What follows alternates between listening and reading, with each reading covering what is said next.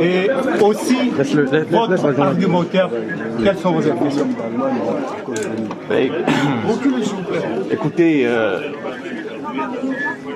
je pense que la première chose que je veux dire, c'est un énorme merci. Parce que les Congolais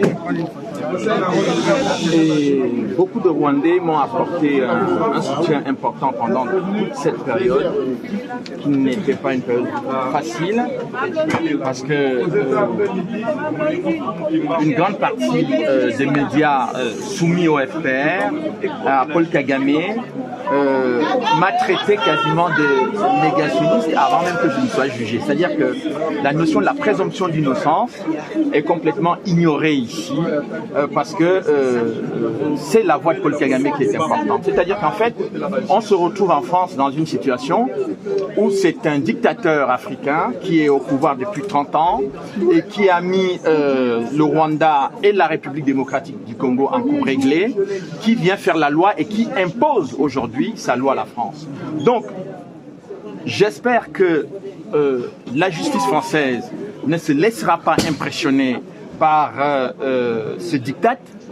Je sais que Kagame avait demandé la tête du procureur Carla Del Ponte au tribunal pénal international. Il l'a eu. Il a demandé à obtenir la destruction de l'enquête du juge Bruguière. Il l'a eu. Et aujourd'hui, il demande la tête de Charles Onana. J'espère qu'il ne l'aura pas. Il l'aura pas. Il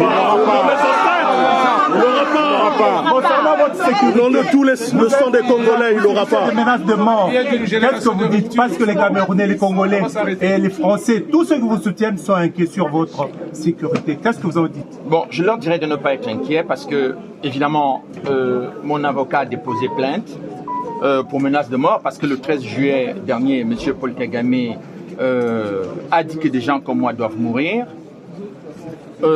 Nous prenons ces menaces au sérieux, mais vous n'avez pas à vous inquiéter pour moi parce que, en fait, M. Kagame a des millions de morts sur les bras. Il s'en moque éperdument. La seule chose que je veux dire au peuple congolais aujourd'hui, ne vous laissez pas impressionner par la communauté internationale. Ne vous laissez pas intimider par l'attitude et des médias qui soutiennent Paul Kagame et de l'attitude de Paul Kagame lui-même.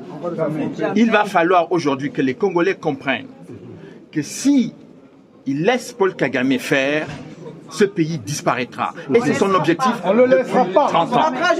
Et donc, l'objectif aujourd'hui, c'est au-delà de ma petite personne, j'ai entendu ici au tribunal que mon procès, le résultat de mon procès aura des conséquences judiciaires et politiques. Ça signifie donc que le procès qui est intenté contre moi est un procès politique. Donc, il est important que les Congolais reçoivent ce message que je donne aujourd'hui. C'est-à-dire que ce que j'ai révélé dans ce livre concernant l'organisation dès 1994 de l'invasion du Congo pour le pillage de ses ressources minières, c'est exactement cette politique qui est en marche et M. Charles Onana est venu perturber cette situation et il faut le tuer. Et donc, ils veulent me tuer judiciairement et me tuer physiquement. Donc, c'est à cela que j'attire l'attention des Congolais et des hautes autorités congolaises, notamment le président de la République de la RDC. Il faut qu'ils sachent qu'ils ont utilisé la même méthode pour éliminer le président Habyarimana. Ils ont pris le temps, ils ont passé le temps à dire qu'il faut négocier, il faut discuter, mais si les autorités congolaises et tous les conseillers du Congo ne prennent pas conscience qu'il n'y a pas que le Congo qui est en danger, mais que même les institutions de ce pays sont en danger. Donc je tenais à faire passer ce message-là, parce que quand on dit que le résultat de mon procès aura des conséquences politiques, il faut qu'on comprenne de quoi il s'agit. Monsieur Charles, Monsieur Charles, je suis Monsieur Charles Onana. Je suis un Congolais. Quel message